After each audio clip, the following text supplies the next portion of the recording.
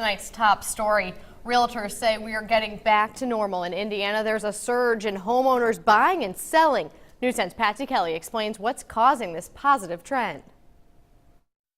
That sign in the front yard used to wave for months. Indiana's housing market was hit hard with the recession, and the Wabash Valley was no different. Economist Dr. Robert Gill blames a lack of jobs. The housing situation in Terre Haute tends to mirror the employment situation in Terre Haute. The recovery in housing would follow the depth of the recession, so that if the trough is lower, then the growth out of it is going to be slower. The major setback was in 2008. The biggest change that happened in our market was the number of buyers that could qualify to buy a home. But that is changing. Our local market is recovering, along with the national ones. We kind of bottomed out a few years ago, and over the last 2 years we've started to show some increase in local production as far as real estate is in the Wabash Valley. The housing situation and the employment situation are getting better, but they're getting better very slowly in my view.